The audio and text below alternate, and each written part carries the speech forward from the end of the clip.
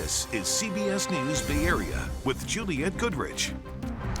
Good evening, I'm Devin Feely. San Mateo County's embattled sheriff has some new ammo in her fight to save her job. The legal team that is representing Sheriff Christina Corpus released a review of the scathing independent report that set the stage for her potential ouster.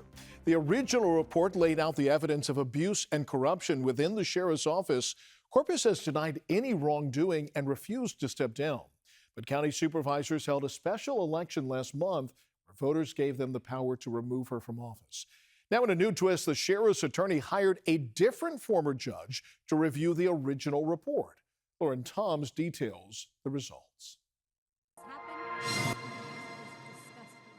Embattled San Mateo County Sheriff Christina Corpus is hitting back at a bombshell 400-page report released last year that called for her resignation. A new 22-page evaluation of that report and commissioned by Corpus's legal team suggests the earlier report, written by retired Judge Ladoris Cordell, lacked transparency and due process standards. Attorney Stephen Clark says it shows Corpus isn't giving up on her fight to keep her office. What Sheriff Corpus is saying by releasing this report is, I'm playing this to the court of public opinion. She's throwing cold water on the Cordell report and saying it was advisory only. It's not meant to hold up in a court proceedings or proceedings before the Board of Supervisors. The evaluation released Friday and written by retired Judge Burke Strunsky suggests that because Sheriff Corpus isn't an employee of the office, but rather an elected official, she is not beholden to the same rules and regulations of sheriff's deputies. She's not above the law. There's no question about that. But what she's trying to say is that I may not fall under the same rules that the other people in the sheriff's department fall under because I'm an elected official. In the report, Judge Strunsky concludes that because the sheriff derives authority from the electorate, the policy manual of the office does not govern the sheriff's official conduct. San Mateo County Sheriff's deputy and board member of the deputies union, Elliot Storch, asked the question that if Corpus isn't governed by office rules, what rules does she have to follow? It made me feel pretty disregarded and disrespected. We ultimately follow rules. We follow not just our department policies and procedures, but we have to follow case law. We have to follow California state law. We enforce the laws and we are responsible for therefore following them ourselves. Attorneys for Corpus tell us she is bound by the Constitution and the rule of law, but did not elaborate on internal policies. Storch says he's not confident the latest evaluation will hold much weight, as voters already decided to allow the Board of Supervisors to remove the sheriff in a public hearing. That's in line with Strunsky's report that concludes if the Board of Supervisors should pursue her termination, it should be done in a public hearing. The public very clearly saw through Sheriff Corpus's poor arguments. I ultimately don't think this is going to have much of an impact, if any. The evaluation also raises concerns with the methodology of Cordell's report, which references 40 anonymous witnesses. The judge wrote the report's principal findings lacked evidence and relied on hearsay, much of that from an unnamed civilian who detailed inappropriate conduct between Corpus and her chief of staff. But what lies ahead is unclear, and Clark says the Board of Supervisors is an uncharted territory. This is a starting point, and I think what Sheriff Corpus wants is a full hearing where witnesses are forced to come forward so she can confront them in front of the Board of Supervisors. This could become a very ugly proceeding. The judge concludes that Cordell's investigation has value, but only as a starting point, and says the evidence is too frail to warrant overturning an election. Judge Cordell declined to comment on that new report. The Board of Supervisors is now finalizing the process that they're going to use to potentially remove the sheriff from office. That alone could take several months just to hammer out the details. Ultimately, 4 out of 5 supervisors would have to vote for removal for Sheriff Corpus to lose her job. Rob, for a second day in a row, an Oakland 7-Eleven store clerk says he is done working there after being assaulted on his final shift. He worked at the store on Grand Avenue. This is video of the damaged store. After last night's burglary around 1 a.m., the clerk says the suspects smashed the doors and then hit him, demanding that he open the cash register. They then grabbed the money and ran off. And this is surveillance video from the same 7-Eleven where early yesterday morning, Oakland police say a driver rammed the store, leaving behind a broken window wall and a big mess. In this case, the store's owner said the robbers left empty-handed, unable to take the safe that they were going for. The clerk, who was there both nights, says he's fed up. He tells us there have been multiple robberies in 3 months that he's worked there. Not with me, but it happened. It happened with my college people. Two guys came with weapons and they grabbed the cash from me. I told them it's my last day today. Police say an Arco station and a Shell station were amongst 6 gas stations and convenience stores that were targeted yesterday. Officers nabbed 4 suspects just a short distance away from the Shell station on High Street. They say they found a stolen safe inside of the car. There's no word if today's robbery is somehow connected to that earlier crime spree. Just a few hours ago, a chopper was over a shooting investigation in East Oakland. It was at 80th Avenue and B Street, a couple of blocks southwest of International Boulevard. You can see large bullet holes in the windshields and the doors of several vehicles. There's still no word on any victims. We did reach out to the police department for more information. And in San Jose, the public defender's office was evacuated earlier this afternoon because of a hazmat situation. The fire department says it responded to a medical incident involving a suspicious substance around noon, but they determined it was not dangerous, and thankfully no one was hurt. A suspected serial graffiti artist in San Jose is also now in custody.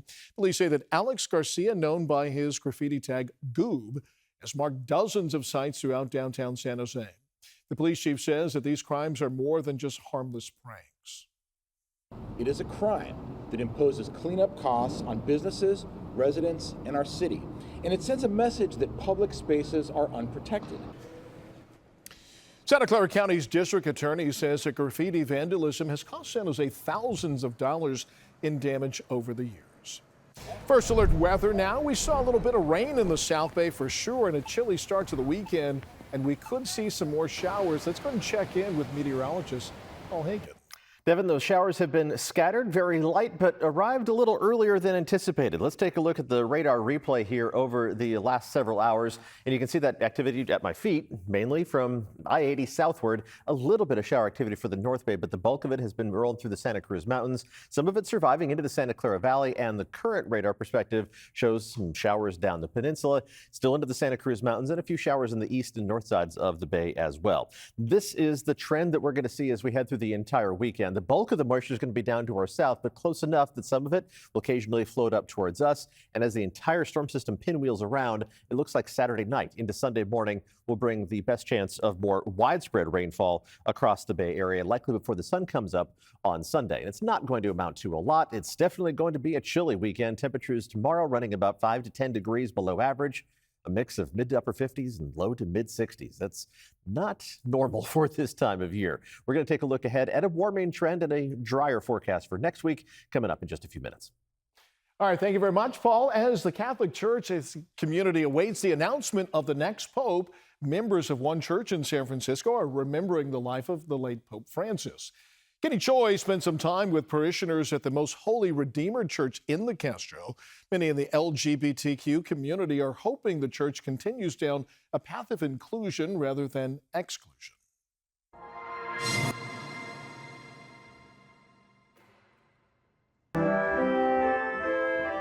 The sounds of music fill the colorful cathedral in the Castro, the Most Holy Redeemer Church.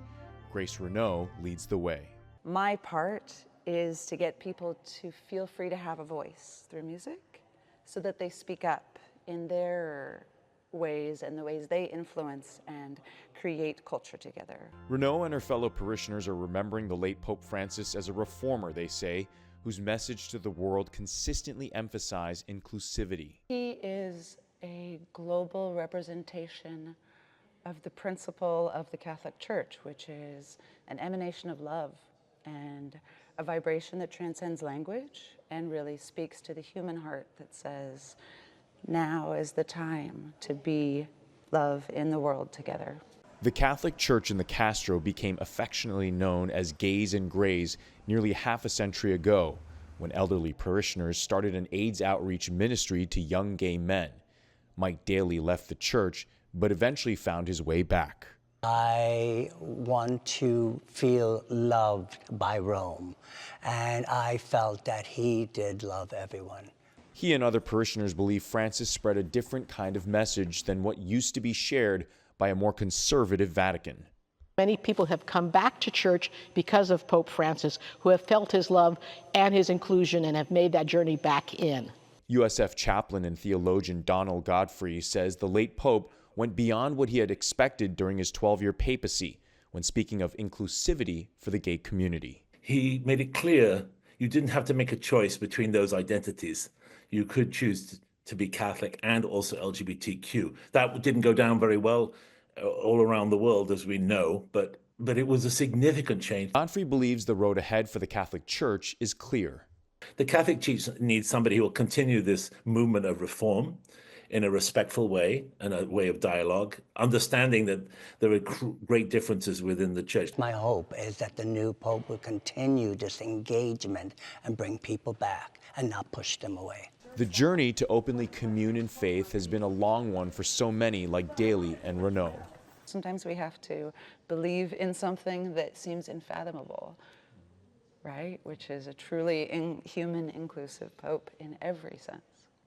It's on that note of hope and faith they pray for a continuation of welcoming more people in rather than keeping others out. And taking a live look at St. Peter's Square in Vatican City, we are just hours away from the Pope's funeral. Tonight, his coffin has been sealed after thousands paid their final respects at St. Peter's Basilica over the last 3 days. President Trump and First Lady Melania Trump are among the scores of world leaders, church officials, and mourners who will be attending that funeral. Saturday's Mass begins at 12:45 a.m. our time. After the Mass, the Vatican says the Pope's body will be taken to the Basilica of St. Mary, where he will be buried. The ceremony is expected to last about an hour and a half and will be mostly in Latin. You can watch the funeral right here on KPIX and streaming on Paramount+. For the first time in a few weeks, a decent chance of rain has arrived in the Bay Area just in time for the last weekend in April. We're going to start with the more statewide perspective so you can see how the system is going to evolve as we head through the weekend. We're just going to zoom through the course of the next couple of days. This is the current view on First Alert Doppler. We're going to clear that off here and actually show you the entire statewide visualization of how this is going to play out. Everything rotating around the heart of the storm system, which is really going to send the bulk of the moisture either off to our south or off to our north. Now, one band of showers is going to move across the Bay Area, likely Saturday night into early Sunday morning. But other than that, it's going to be this kind of scattered activity that's really tough to pin down and really hard to kind of plan around when you're looking at making any outdoor plans for the weekend. Let's take a look at the local perspective here. We'll put some indicators on the map, just some labels so you don't lose your place as we show you the forecast simulation as we head through the weekend. And we'll stop the map at a few points along the way.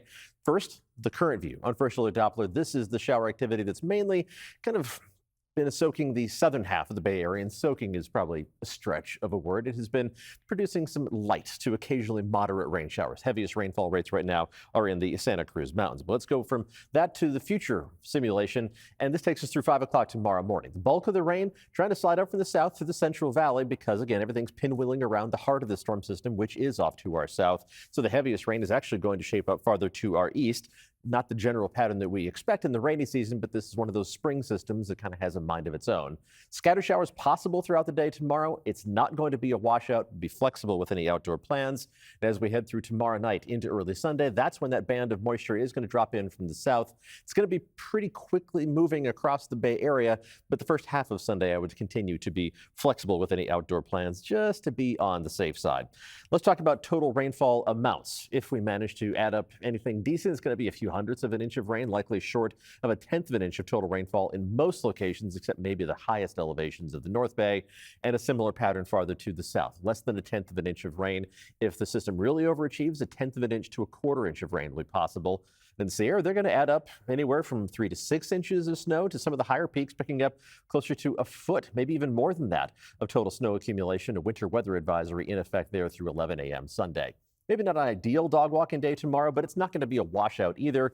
Luna looks prepared to deal with that either way, just lounging on her comfy little pillow there. Temperatures only topping out in the neighborhood of 60 degrees, and that's going to be a pretty similar story across the entire Bay Area. Highs only in the low to mid 60s with some of the warmest spots only climbing up into the mid portion of the 60s, the coolest spots staying in the 50s. For the coast, temperatures are going to bounce back eventually. It's going to take a little while. Tuesday and Wednesday, the warmest days there with high temperatures around 60 degrees. The warmest days around the Bay are going to manage to climb up into the neighborhood of 70 degrees. Tuesday, Wednesday, maybe even on Thursday. And inland, you're going to see the biggest climb in temperatures as we head through next week, with the warmest days approaching 80 degrees. So you can think ahead to warm thoughts as we make our way through a chilly last weekend in April. Kids in Oakland have a newly revamped place to play. Steph and Aisha Curry's foundation Eat, Learn, Play just unveiled the remodeled schoolyard at Madison Park Academy Primary. It has 2 kid-designed play structures, sports areas, a nature zone, renovated gardens, and more. They partnered with Kaboom, Workday, and Kaiser Permanente to make that all happen. The CBS Evening News with Maurice Dubois and John Dickerson is next on KPIX. Local news continues on our streaming service, CBS News Bay Area. We're going to be back in 30 minutes with the CBS News at 7 o'clock.